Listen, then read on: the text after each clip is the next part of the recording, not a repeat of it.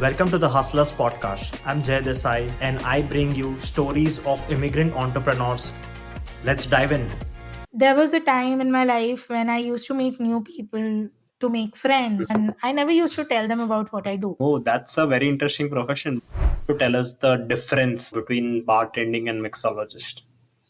Indian parents, they know but they ignore and we ignore.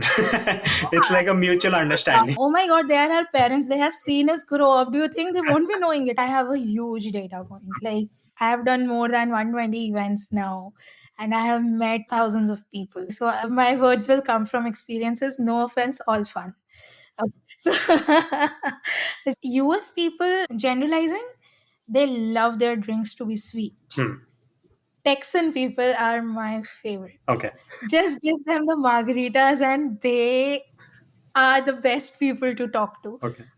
Coming to Indian clients, you can generalize them based on their food Okay. habits, but not alcohol, Okay. never. But is that true that Punjabis can drink the most? No, oh my god. South Indians, they drink a lot. They drink like crazy. I ask them, what do you want to serve? They're like, I don't care, just serve me drinks. That has helped me so much because some of my amazing Indianized drinks actually came after I served them in South Indian parties. This is going to leave you happy high. In this episode, I sit down with Sushmita Malakar, a mixologist, and we cover a lot like how much can a mixologist earn, what are the challenges of this profession, and the fun parts. I hope you enjoyed this conversation as much as I did. Let's dive in. Oh, wait, what's mixology? Well, hear it directly from the professional. Hi, Sushmita. Welcome to the Hustlers podcast. Please introduce yourself. Thank you so much. My name is Sushmita Malakar. I'm based out of Austin, Texas, and I am your mixologist next door. So I love making cocktails, and I have been doing this since the last 4.5, 5 years now. I love making drinks. I love sharing it with people out there. And the Austin community has been so kind that they invite me to their event to curate their bar menu and bar. I do that full time and I absolutely love what I do. And thank you so much, Jai, for having me. And I'm very excited to share my story with you. Very excited. It's a very unique profession, a mixologist. So tell us, how did you get into this? So it was not something, out of the blue. I always loved sipping onto my drinks. You know how it is once you start going to college and you go out with your friends all the time. But when you're young, you don't have money, you only sip on beer. Or some, if you guys are from India, like there is this blender Sprite or all those very cheap alcohol that you sip on. But that was surely not my kind of thing because I don't like having just one kind of a drink. And eventually I started going to bars and I was like, yeah, fine. This is like so much fun making drinks. For me, it was like drinks always give you, it's always about happy times. You go out with your friends, you have something good to drink, you are on a happy high, you have amazing conversations. So I was very intrigued by cocktails and I was blogging since I was in 12th standard or something like that. It used to be a blog about everything that I used to do. And then I started doing a lot of experimentation with drinks once I started working and I started posting them on my blog. Then I moved to Austin because in India I was working as a data scientist with various companies. So a management consultant in data science and all those kind of fancy stuff. I used to love my job. So not that I was frustrated, but once I moved to Austin, I was like, I took a break. I'll just sit back, understand, because moving from India to a new country, a new city, that too when you're not studying. I got married and I moved here. So it was more than a cultural shock to me because once you're in that age, you don't know how to make friends or people are not very welcoming. It's I think the journey for every non-immigrant like us is the same. Like are trying to find your thing. So I started blogging as my full-time thing. I used to post a lot of recipes, a lot of pictures on my blog, on my Instagram, and eventually alcohol brands started reaching out to me to create content for them or curate recipes for them. That's where it started. So I was like, all right, I can actually do something out of this. And this is back in 2019. So it's not something very new, because creating reels and everything started after COVID hit. But this is something I'm talking when people used to just take pictures of drinks and write big captions and all those kind of things.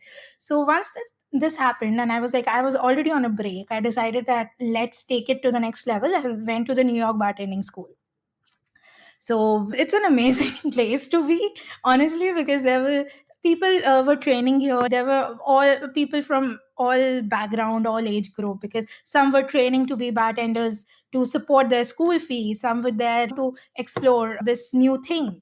And I was there. I was working as an it's in a speakeasy bar, that New York Bartending School and everything. So it's like getting to know a bar, getting to understand every drink, understand how a drink is made, what is the history behind the classics. It all, I thought that I'm just going there just because it's my hobby, just because it's my passion. But those few months there, it was like I turned this passion into my profession. So after I came back to Austin, I was like, all right, let's see what I can do. And I listed myself on an app called Thumbtack. So people can call me to be a bartender, because I have just gone to the school. I don't have a lot of experience. But my Instagram actually gave me the whole platform, which made me into a mixologist, because the number of brands that I have worked with, discussed them, how a drink should be curated, made drinks with them, not just shaking your regular classic cocktails at your parties. I actually put in a lot of thought when I'm curating a drink. So that's how it started. I started doing small events, like private events at people's home, their birthday parties, things like that. And eventually it just took off. But you were not going to go back to your job at all. Okay, that's I never say Okay. never is the attitude that I always live by. I think I am thanks to God I am established enough, but even now I would never say that I'll not go back to job, because you don't know what might happen Got working. it. And so bartending, that's what you learned, right, from the school. Why did you not go back to a job working as a bartender? Wouldn't that be easier? Okay, yeah. So that was something, it always crossed my mind. But then again, as they say, of course, it would have given me a very different experience, a very different kind of working environment. But I remember when I went to the school, my teacher there, he said, it was like a small batch. I think 80% of the people, they were there looking for jobs, and the school actually helps you to get a job in any bar, be it New York, be it Texas. They help you get a job. That was, of course, that is their end goal, right? To place people. But that person told me, once you work in a bar, you don't have the flexibility of making your own Hmm. drinks. If you want to make your own drinks, don't work in a bar. So I'll tell you this kind of setup that I have worked in, where I am curating bar for people. Of course, I am there. I am making the drinks. I am also the bartender for them. But there, I have the flexibility. I can actually let my creativity flow. Like, I love experimenting with Hmm. flavors. It's more than alcohol. It's flavors for me. Whenever I'm eating something, the only thing that is going on in my head is how I can transform this into a drink. So more than alcohol, it has always been flavors for me. Alcohol is wonderful to experiment with flavors. Some alcohol like vodka, it has no taste of its own. You add something to it and Hmm. it just enhances everything. Now that I'm also serving the classics like the old fashioned, or you just ask for a mojito, but at the same time I'm making drinks which are specially curated. And they say, hey, I'm gonna serve this, like I'm doing sushi, and I just don't want to do plain sake, I want to do some Indian kind of cocktails. And that's how you're gonna learn, because every journey is long. I'm not saying this has been a shortcut or something like that. No, if you're young, if you're very young, just go work in a bar. That environment is completely different. Working in a high pressure environment, it's always there with bars. I mean, bars are always high pressure. But working there, getting to know people, getting to know their taste buds, for me it was like, I want to, because I told you, right, I did everything. Once I was married, I was already 29, 30. So at that point in time, for me, you have that Indian mentality, oh my god, I'm running out of time kind of a thing. So that's something, probably it was the reason that I decided I will not go and work in a bar. Had I been young, I would have gone to a bar for sure. God. And very, I'm curious, what was your family's reaction to this profession?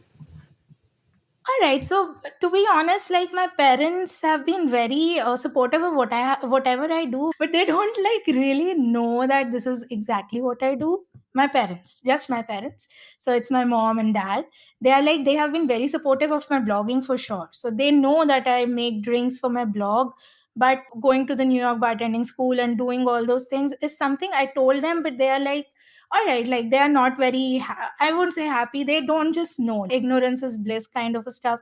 But as for my husband's family, they have been very supportive. My sister, like I have one sister, and my mom and dad, my sister's family, they have everyone been very supportive.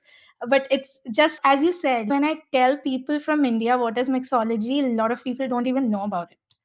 So to make my parents, like my parents are very old, to make them understand everything, that this is not just making people get drunk, it's an art. It would have been a different journey, and probably at that point in time, I was not ready to make them understand or not have a positive support from them. So that's there Yeah. something. This Yeah. is how with, I think, Indian parents. They know, but they ignore, and we ignore. It's like a mutual understanding.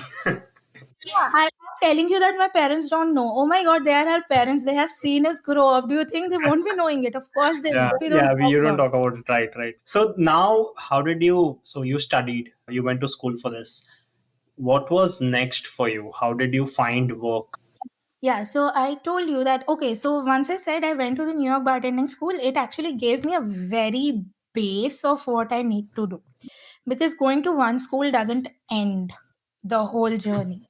It's a continued education. There is wine and spirit education trust. They have their courses which are recognized, and all the bartenders, mixologists, wine connoisseur, everyone is, they need those certifications. So these are like WSET level 1, level 2, level 3 in wines and spirits, and I'm constantly learning those. How much time did you study for? The school is only the theory and practical, not the test. Like theory, practical, it's around 40-45 hours. Okay. So it's like spread across the whole week or 2 weeks. And how much does it cost? Somewhere around, I think, 800 to thousand Okay. dollars. So that's what I said. It was a hobby, right? So I was like, this is not something a huge amount to just go. But once it ends, then you know, okay, this is just the beginning. Going to the school is not the only thing that you need, right? So there are so many courses that you need to be a good bartender. Go to a very nice upscale restaurant. They are like bar professionals. Like bar professional is the name of the course, and these are pretty expensive courses. WSET level 1, level 2, I'm doing level 2 right now. Level 1, these are like expensive courses again, and they don't ensure a job, but they make sure that you know what is going on in the industry, everything about the drinks that you're serving, because alcohol is not just a 60 ml shot, it's a lot of technicality, right? So it's a continued Okay. education. So don't just go to a school and things will happen. It doesn't happen that way. And about finding a job, as your question was, so as said that I listed myself on Thumbtack to start off with. So my first gig came, it was like a very intimate wedding party, and I made the drinks that they said that they want. They were not very like classic, but a mix of classic and some customization that they wanted, like to be their signature drinks and all. It was like, again, I'm telling you, I've been blessed. So that event went so well. All the people, all the guests there, they became my clients. So they were like, it was a plain word of mouth thing, and that's how it has been going on. So I'm still there on Thumbtack. You will still find me there. Probably not like very active, because you have limited time in your hand. So I can't do a lot of events. I can just do weekends and some days of the week. I do that way, but that's how it goes on. Word of mouth, referrals. Okay. But is it easy to be found on Thumbtack platform? So if there are people who have, say, 100 reviews, your first instinct would be, okay, I want to hire them. And there is someone as new as me with probably no reviews, no hires on Thumbtack. But you just need that one chance, right? I got that chance. I asked that client of mine, very beautiful couple. I'm still in touch with them, still do their events. So they leave a review. And then the trick is to have a good profile on Thumbtack. Talk about things that you like to do, make a very good profile, put some nice pictures. My Instagram really helped me. I'm not lying. I won't lie here.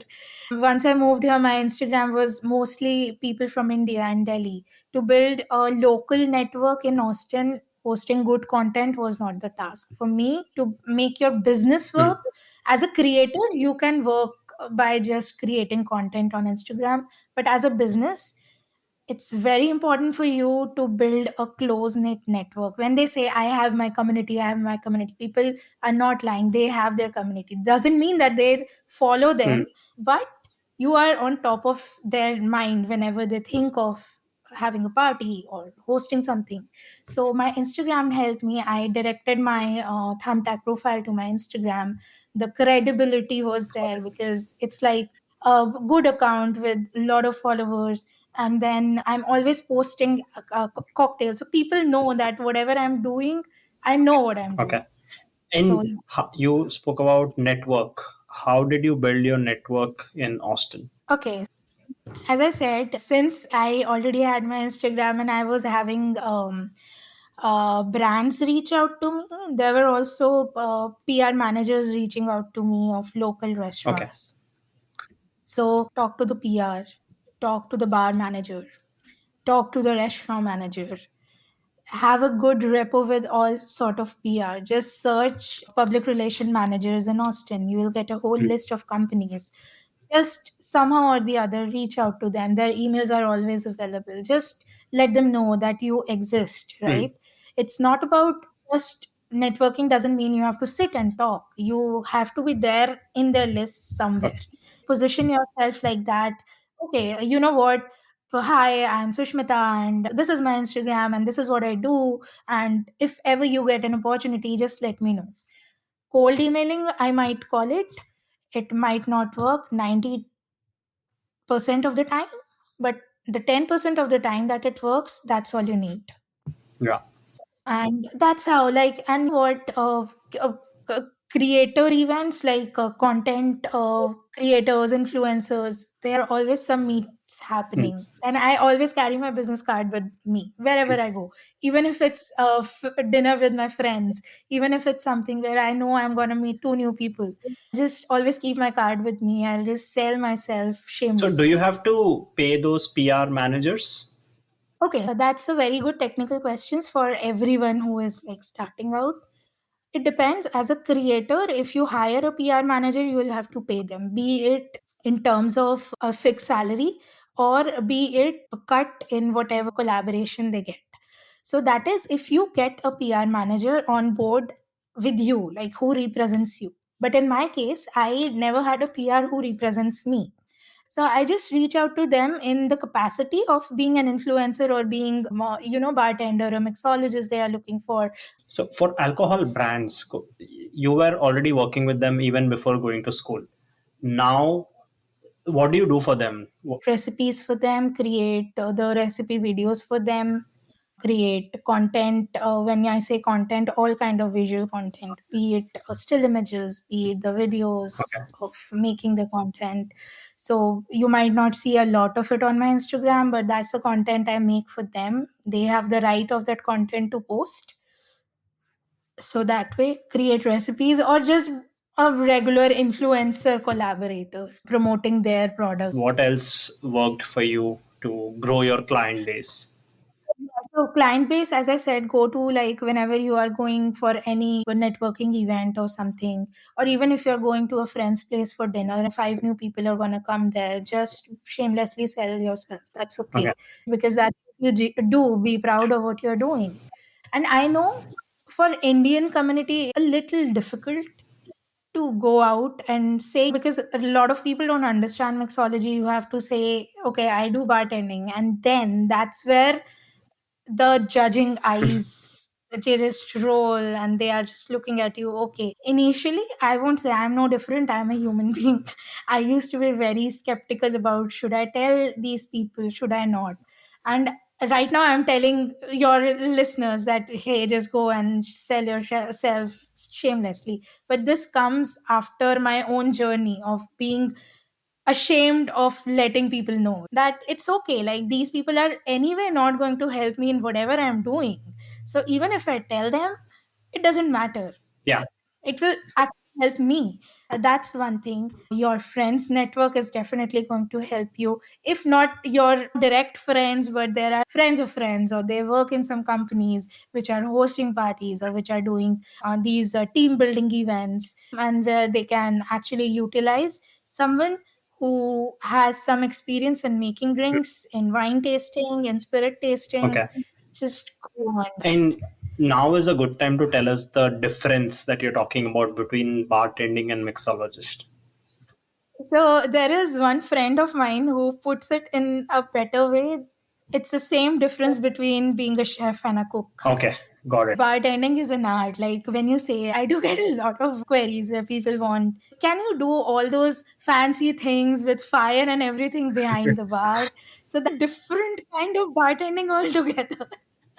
That's an entertaining kind of thing. Like a chef, he is the one curating a recipe, he's the one curating a dish for you.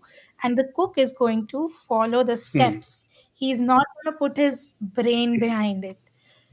Bartenders, they put brain behind it once asked, right? So when you go to a bar, the mixologist has probably already made a set menu of cocktails. Those cocktails probably took more time than you Hmm. think to materialize. The bartenders are going to serve you those, they are going to make them with perfection, serve you those with Okay. perfection. So that's the whole difference. Okay. So bartenders can be mixologists, and I think every bartender out there is experimenting with drinks. They are on the way to becoming mixologists. One thing I forgot to ask was, you work with brands. Like, how much do brands pay to an influencer to? So that depends on a lot of things. So it's just not the number of followers. It depends on the engagement that you're getting, your percentage of, suppose a brand, it has its target audience in, say, New York. But they reach out to me and they say that, hey, we want to do this. And I quote them, say something somewhere around, say, 3,000 or 4,000 for making one reel or one video. But my then they ask for the insights. I have my target audience mostly in Austin. It doesn't work out for them. You negotiate, but you have to make a base price for yourself. Make your base price based on the total number of followers that you have, the engagement rate that you have. In on Instagram, any engagement rate more than 1% is considered to be a good Okay. engagement rate, as the size of following that I have. If you have like less followers, say 1,000, 2,000, 3,000, you will have an engagement rate of, say, Hmm. 10%, which is really good. But for having a 10% engagement rate when your followers grow to 10,000 or 20,000, it's Hmm. not easy. You can't really maintain that, because you probably might not be reaching to too many people at the same time. So make your base rate like whatever you are doing. If you are making a reel, you know how much time it takes to make a reel. You are going to put in a lot of Hmm. efforts. It's 2 hours of shooting, 1 hour of editing, even if for a 1 minute reel. So make your base pay there, and then on top of it, keep on adding. So the brands, they have their budget, and big brands have a lot of budget.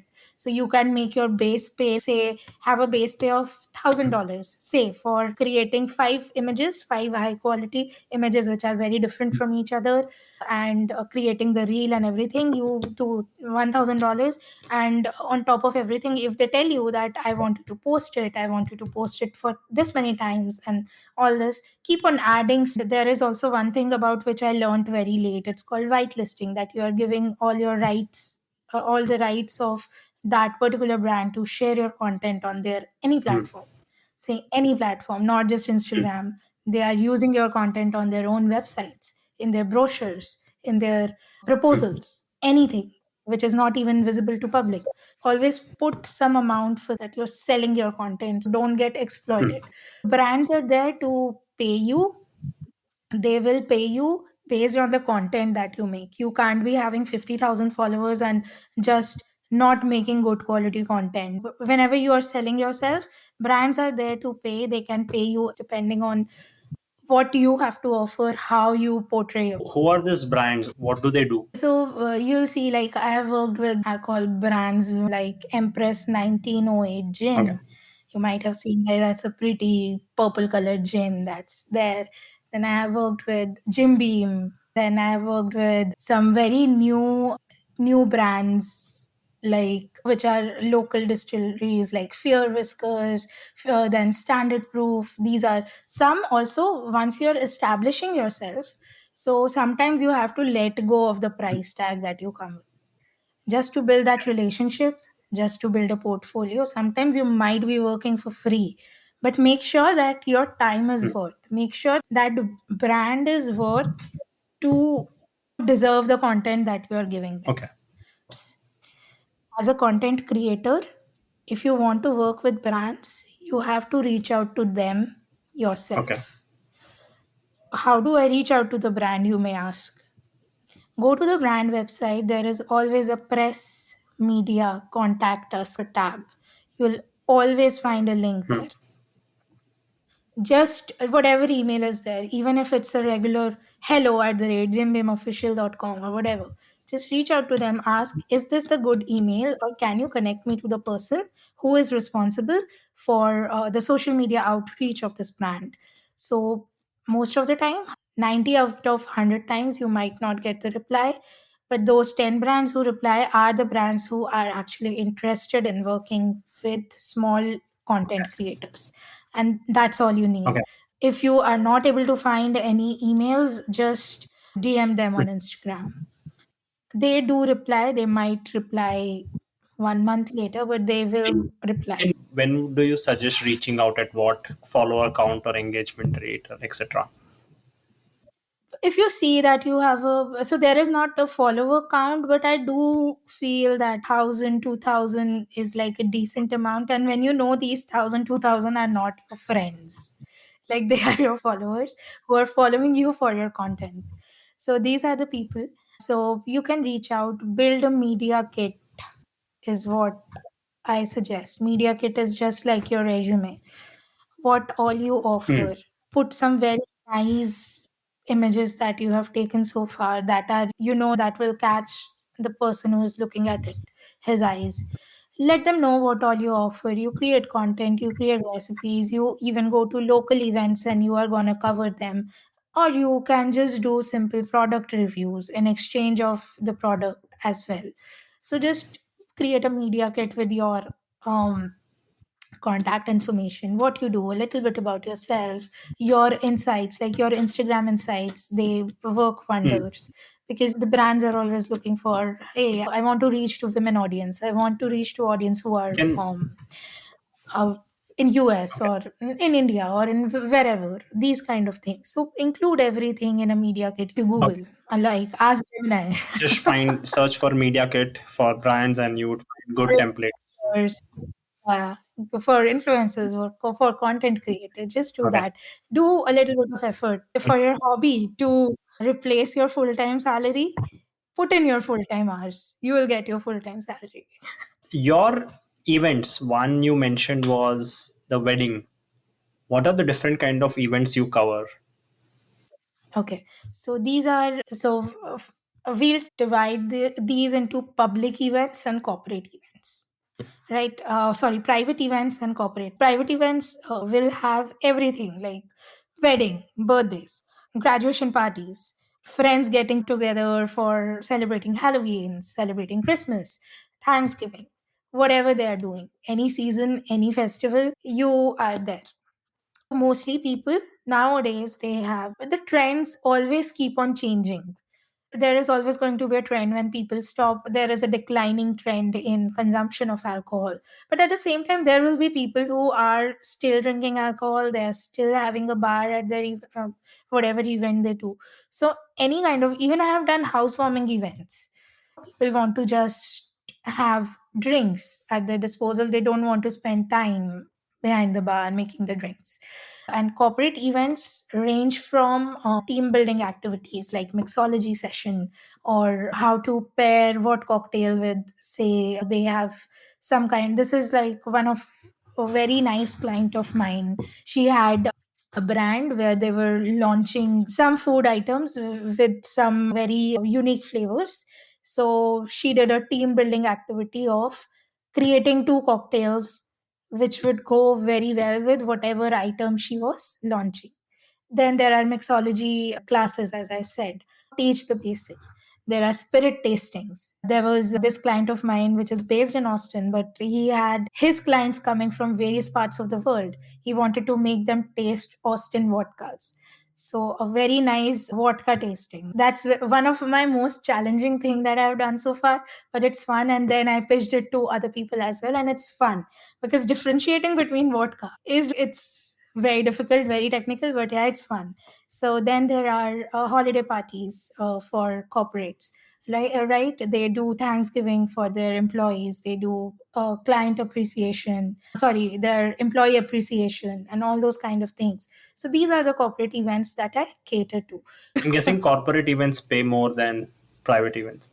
Yeah, of course, you can charge them more. They are not paying out of pocket, right? They have a set budget. If you're doing one, say, twice a Hmm. year, you have a lot more budget than someone who is hosting it at his home.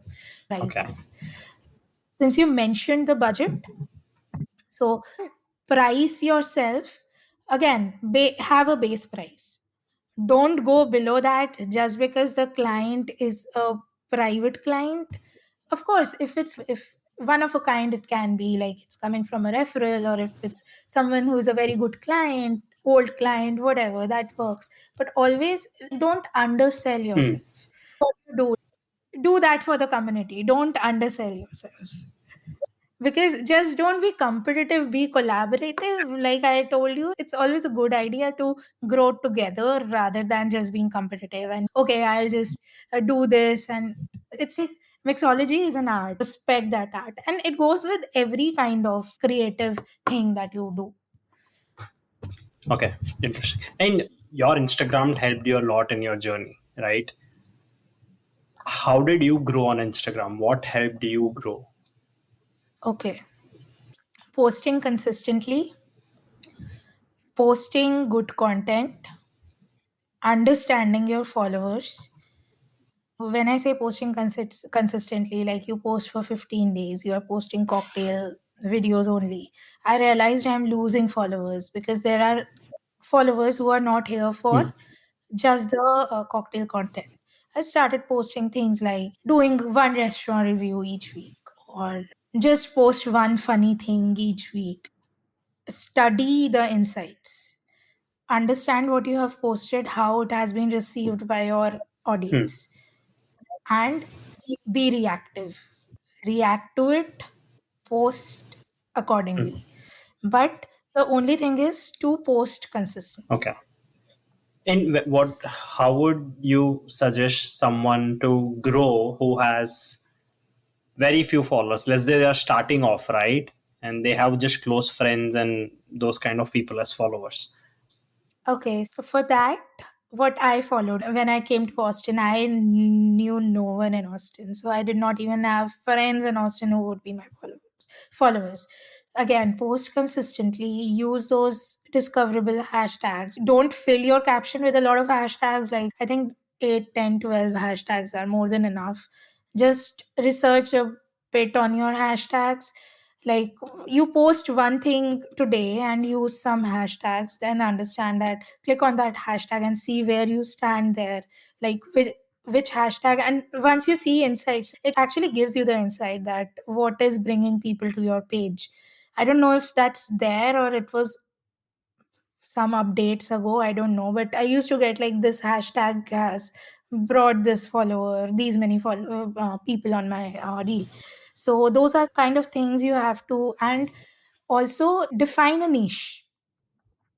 Just don't post anything and expect your account to grow. Once you start to grow, Define one niche. Be it, I'm not saying be very specific. You can do food, do any kind of food. You have gone to a lot of places. I'm sure everyone takes food pictures, food videos. Just post about restaurants. Have that niche that I'm only gonna talk about food and restaurant.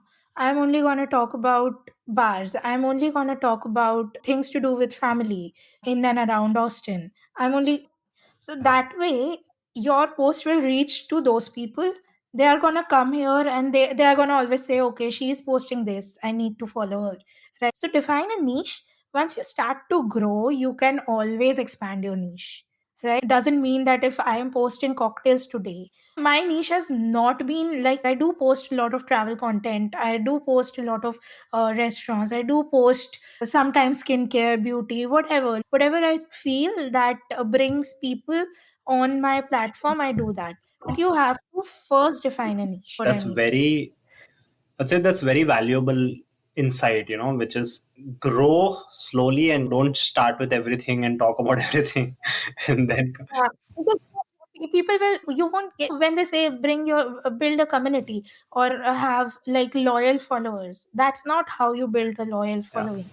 You have to have people who will then relate to you, that okay, yeah, she is my cocktail girl, but oh wow, look at that, she's using this lipstick today. Or oh, okay, wow, she's visiting this restaurant today. So and they'll enjoy it. They won't see it as a forceful thing. Again. So how much can a mixologist make in this day and age? All through So events, through promotions, through content. okay, so that again depends. Like, that's a question which I'm not sure how I should answer it. But to be fair, a mixologist can make anywhere between, I'll tell you from just from the events first and then from the promotions. So if you're like working full time, which I haven't started working yet, I still do like weekends because I do a lot of content creation during my weekdays. Any mixologist who is working 40 hours a week, a bartender basically, for events it will be a bartender. So I'll give you a average kind of salary, who is working like 40 hours a week. So he can earn anywhere around 2000 to $4,000 per week. Per week. If you are putting in per week, 2000, Okay. yes, 2000. And depending on the tips or the kind of job you have taken. But if you are working like, and when I say that like 40 hours, it doesn't mean 40 hours of including your 40 hours of work. Okay. So that will be like probably 50 hours where you are like there preparing for events, doing that. And so generally how I charge is, I only charge for the hours which is like the bar is operational. Okay.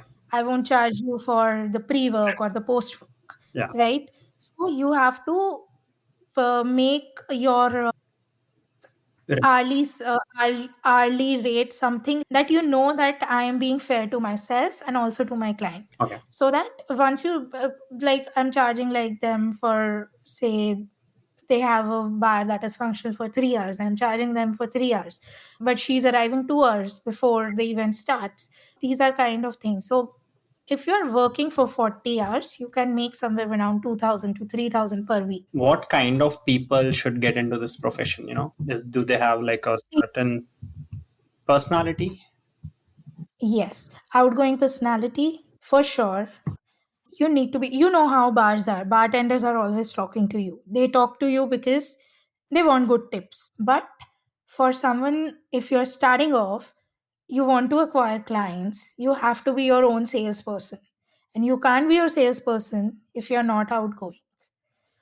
I'm not saying a person who is an introvert will not make a good mixologist. He might be a magician behind the bar.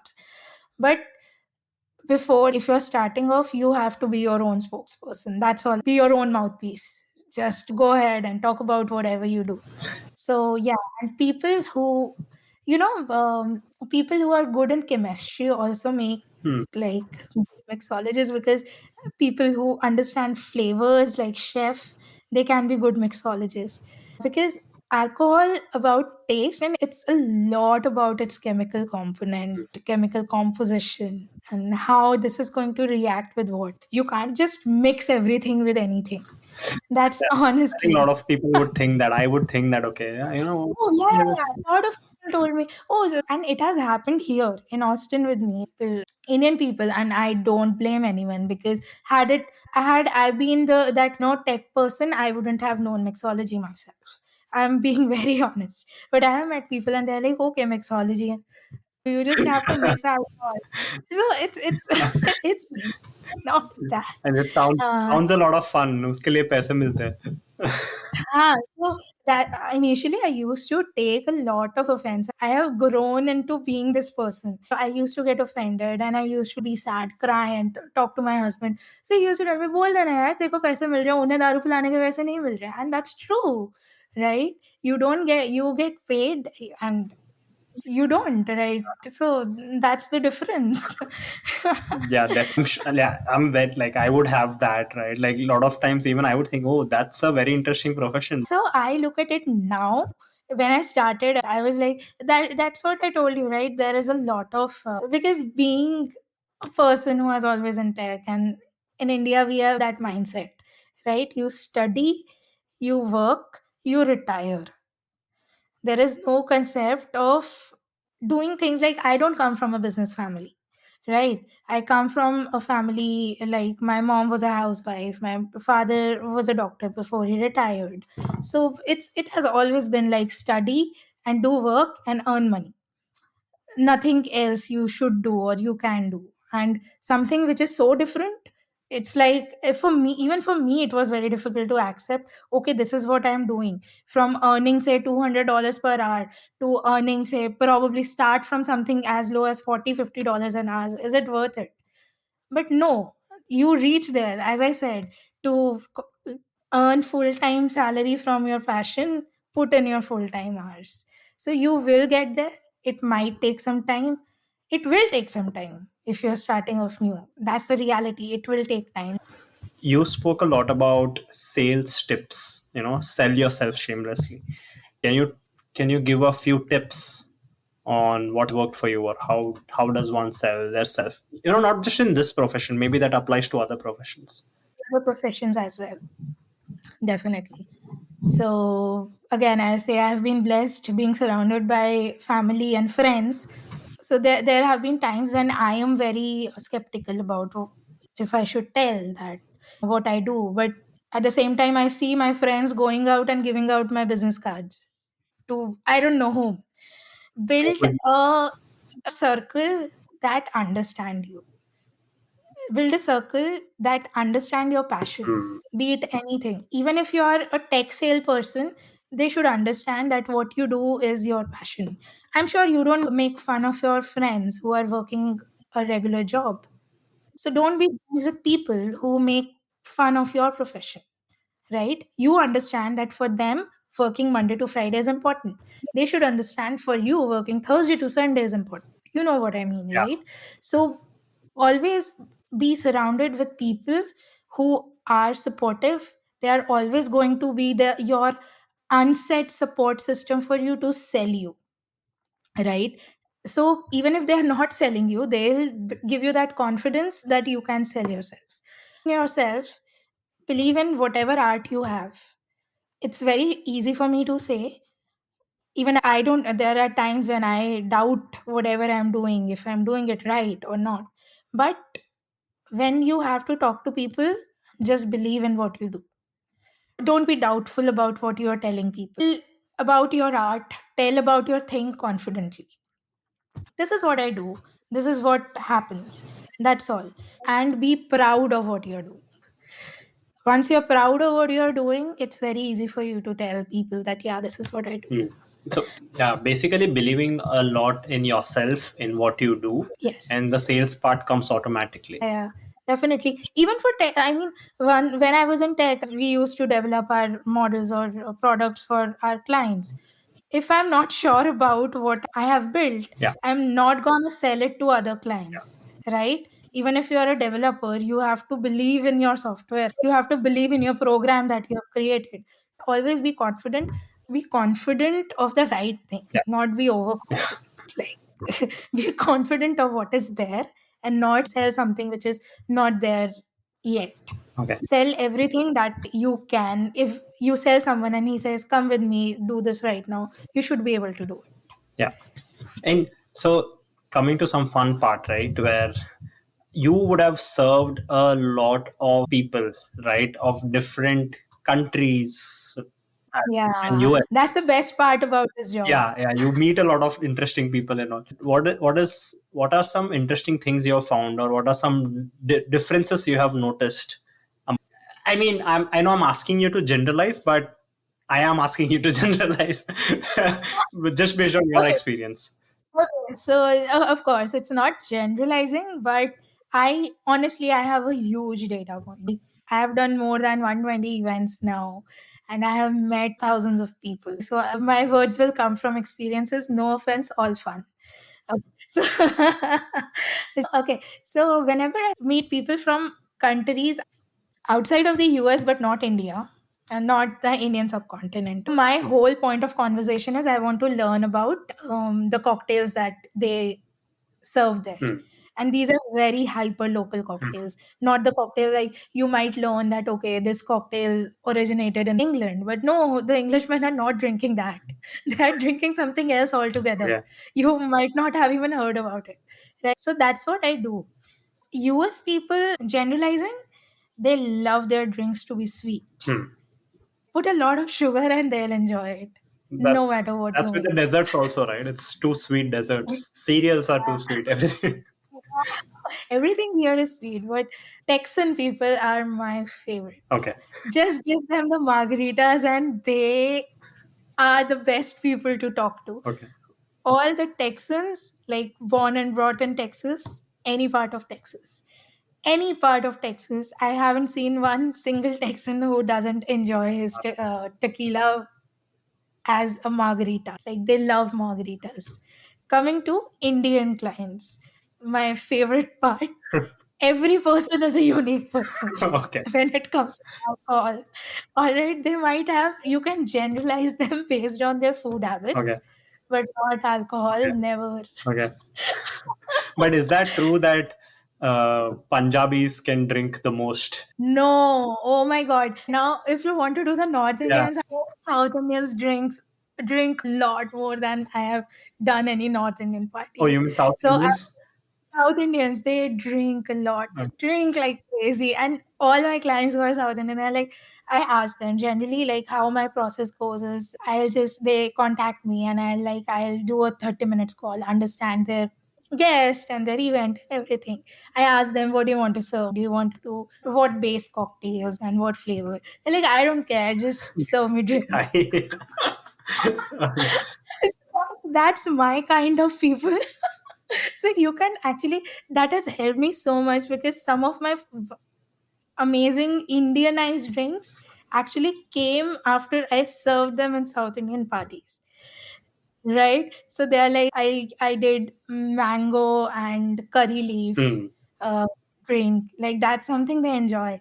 I made a tamarind margarita, right? That is very different from the ones that you get in restaurants or the canned one, right? And that one drink, like I always used to think that tamarind is something that South Indians will like more. It was a popular drink in all the North Indian parties Hmm. as well.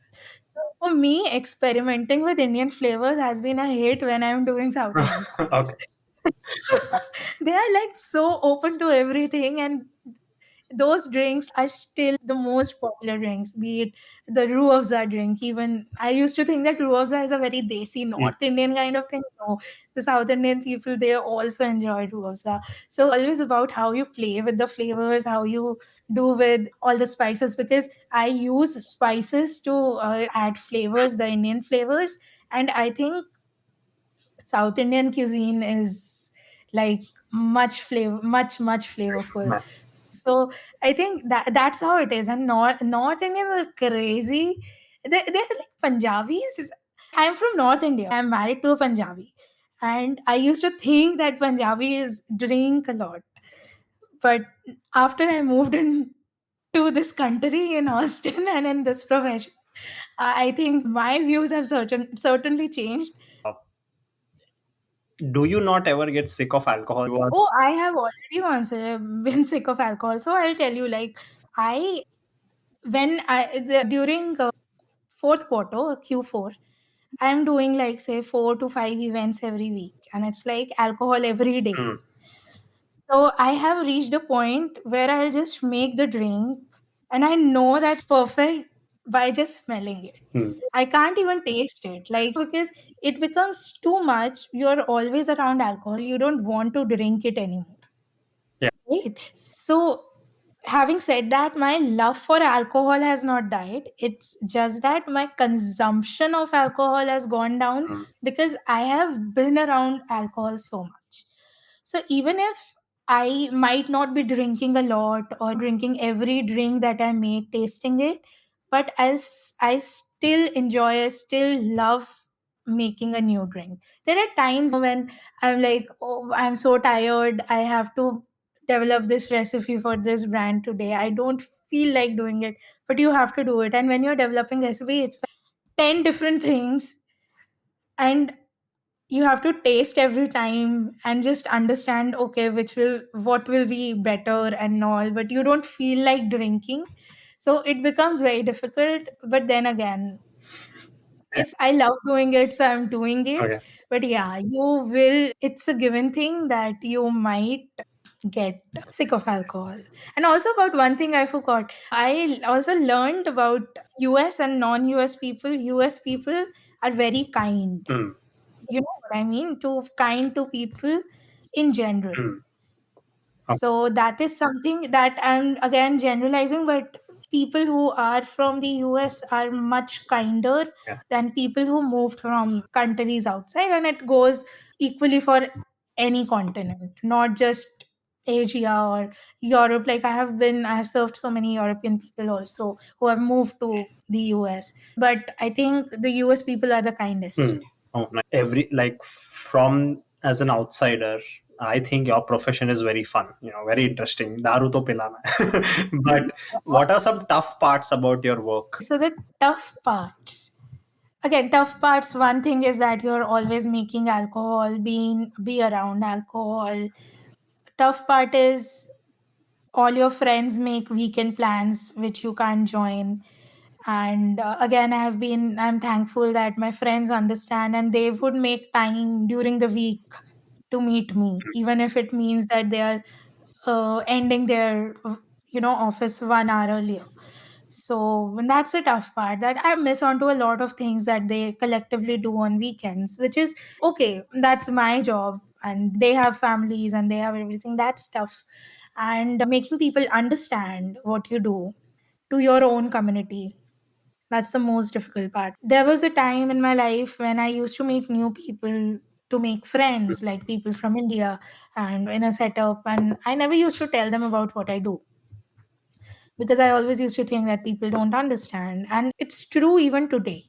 That is probably, I first gauge the person and then I start telling them about myself. Okay. And then I realize it's not about just mixology. Even if you tell them you're a content creator, they are still going to judge you. As long as you're not working in a corporate office, they are going to judge you. So you have to come out of it. But yeah, this is difficult. Mm. And it's like an added thing to work on with your job. Okay. But So yeah. anything tough on ground during evening? Oh, yeah. You are standing for 7, 8 hours. Mm. No matter what is the weather, be it, you have seen Texan cold also, Yeah. right? It gets extremely cold, and you don't know. People do their fancy bars outside, and they all just go inside. You just can't go inside because you have a bar to look after. Technicalities. You are serving alcohol. You have to be always wary of whom you are serving. You have to understand, you have to gauge, and especially when it's a private event, there are kids around, right? And you just don't know that what is their age, asking for their, you don't know if who the kids belong to, and you just ask for their ID, and their parents might be just the person who are hosting the event, or just the relative of the host, and they take offense that how can you just ask, but that's your job. In You fact, have that to be. isn't that better, even for the parents? Yeah, of course. You don't know what kind of setup they come from. But you have to be like, I have to see the ID. You have to. There have been parties where people are so drunk, They still come to the counter to ask for drinks. It's not responsible of you as a person who is serving to serve them alcohol. There are times that I have just given them water and they did not even realize that they're not drinking alcohol. They are so drunk. Do you know what I mean? These are the kind of things that you have to do. And it is like keeping your rapport with the host also intact, that you don't know how they are going to react. Are they going to appreciate your gesture, or they are going to, oh my God, how can you refuse drinks to my guests? You don't know how things are going to be. So you learn these things on job, like when you know that there are going to be 70 people, and there is sometimes I go to events where there are like just one alcohol bottle of each type. Then I go to events when there are five alcohol bottle of each type. So once you go there, you realize that, oh my God, there are going to be people who are going to get drunk, and five alcohol bottle and only 50 people. Yeah. So you have to set your ground, understand the whole crowd, talk to the host again, do all these kind of things. So you have to do these are you have to be very, quick to think. Yeah. Yeah. And that's difficult. That's difficult in a situation when people are drunk. Have you ever gotten like involved in a brawl or any kind of thing because they're No, not something like that. Very civilized people. All people here are very civilized in Texas, I nice, can say. nice. Okay. And so, touch wood, I have not have anything like that. But it's difficult. You don't know where to draw the line when you're on ground, because you don't know what if it's a very private party, say, and there is going to be drugs or anything, which is you have to take a stand there. These kind of things you have to you learn on the job. So you have to be very careful. So whenever I take any job, I ask things like what is the general age group, what is the vibe of the party, and these kind of things, because you don't know things can you have to be very careful, and that's something. And for people like us who are like not from here, so you have to be even more careful. Yeah, for sure. So So now I know we speak a lot, but I will do a very quick rapid fire round. do I get a coffee hamper, a cocktail hamper? You, what can I give you? You know, you should be giving these out, Okay. and you can like just very quick. You know, that's the spirit of this one. But your favorite cocktail to make, Old fashioned. your favorite cocktail to drink, Old fashioned. okay, and what is old fashioned? Okay, old fashioned is bitters, sugar, and bourbon. Most popular drinks people like. Most popular drink? What does the crowd like usually? Okay. Margarita, spicy margarita, old fashioned. Okay. Okay. One ingredient you can't live without, or your signature ingredient. Lime, Best garnish, fruit, herb, or spice. spice. Some interesting things you have discovered as a mixologist. Oh my God. Okay. Interesting things. There are people who like their drinks without ice, and they should be told it in a very rude way. That's not possible. Okay. Okay. But there is no way that you can do it. People stand at the bar and they have a lot to talk about. Sometimes when you're a bartender at a party which is like very light, not a very busy bar, you actually become a person's therapist, and Okay. it's true. Like, they just talk about everything, and you have to be like a good listener while you are working, and you have to be responsive. Hmm. So that's something Yeah. that I have learned. And I think if you work in a bar, you learn that very early in your career. I learned it very late. Okay. I think you can write a blog about that, right? Stories that people share. Yeah, be, an, that's a good idea. be I an think anonymous person. yeah, the things I hear at the Yeah, bar. yeah, that's a good title too. Like, great to see you got your hamper already. You'll make $1 million out of it. Cocktail you think everyone should try at least once. Old fashioned. Okay. Because people don't drink bourbon, they don't like whiskey, but that's one drink that will make them fall in love with bourbon. Okay. I'm sure. Best way to avoid a hangover. So keep on drinking water, That's the only thing. Even if you're drinking a lot of alcohol and in between you are not able to drink water, before you go to sleep, make sure you're drinking like 16 to 20 ounces of water. Okay. That's a must. Okay. I never get any hangover in the next morning because I always drink water, and I drink a lot sometimes. Okay. Okay. And best way to cure a hangover. Let's say you got it. Okay, drink water. Again, same. Drink water, avoid caffeine Okay. as your first drink in the morning. If you have a hangover, don't drink caffeine like till the afternoon or something. Like, just drink a lot of water before you consume any caffeine. Okay. Your best kept secret. My best kept secret about mixology, right? Anything. Question from my parents, I think. Okay. uh, Cocktail that pairs the best with biryani. I think that's the most popular Indian food. Spicy margarita. There is also a good mojito, which is like a sweeter mojito, not a very sour mojito, a very balanced mojito. It goes really well with biryani, Hyderabadi biryani. With Hyderabadi biryani, also you can drink mango curry leaf, mango mojito. Mango is a flavor that you should choose when you are like Okay. eating biryani. It balances your biryani very well. And the best cocktail that goes with pizza. Best with pizza. That's my personal favorite, though I don't serve it a lot with pizza. But Aperol Spritz, it goes really well with pizza. Aperol Spritz goes well with, I think, everything cheesy. So What is that? What is it made of? Aperol Spritz is basically, Aperol is a spirit that is orange in color. It's flavored orange and it's a little bitter, bitter and sweet. Mhm. That and sparkling wine, and you top it off with club soda Okay. And and garnish it with a orange slice. best cocktails in Austin. Where do you get them? Oh, nice. Best cocktails in Austin. Of course, bars in downtown Austin. There is no other place. There are good bars. If you are in any part of Austin, you have to go to downtown. So in downtown, there are some bars. I like this bar called Midnight Cowboy. Oh, I've been I like okay, I like this bar called Here Now There. Again, these two are speakeasy there. Mhm. bars.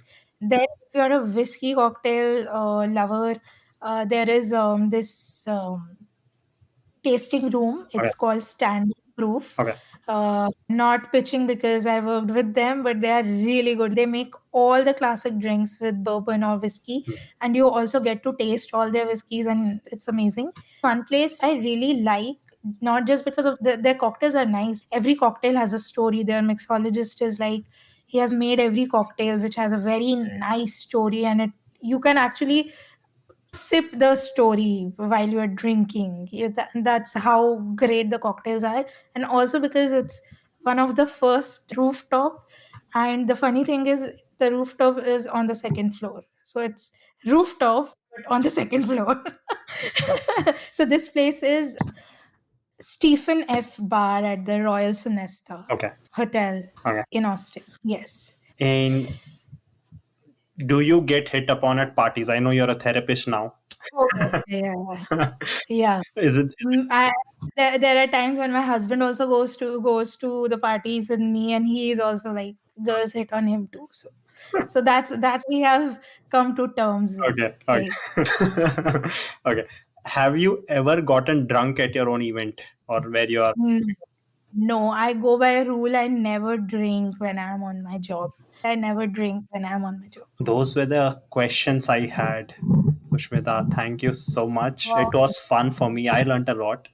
Hopefully, This was really fun. I was very nervous. I don't know what's gonna happen and what all sort of questions I'm gonna get bombarded with. It's really fun. well, If you're in Austin or if you're in and around Austin, I must say, like, I travel anywhere. I do events even in Houston, Dallas. I have traveled everywhere in Austin. So if you're doing something and if you want some really amazing drinks and you're listening to this podcast, you know whom you have to contact. Just reach out to me. Or if you're a content creator and if you want to collaborate, I am always available. We can just collaborate together, make some nice content. It's about growing together. So I don't care how many followers you have, or you shouldn't care how many followers I have. Let's just create something really nice, really amazing, which is going to help the Austin community. You can just reach out to me. I'm sure Jay is going to share my contact details, like my Instagram.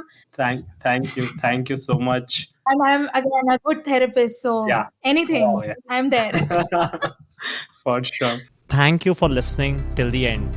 I'm always looking for feedback on how I can improve. You can tell me what parts of the conversation you enjoyed the most, what kind of guests you're interested in, what kind of professions can I cover. You can reach out to me on pod.thehustlers@gmail.com or connect with me on Instagram at thehustlerspod. I'll link the details in the description. Also, you can contact Sushmita if you're interested in throwing a party and need a mixologist. Her details in the description as well. Thank you.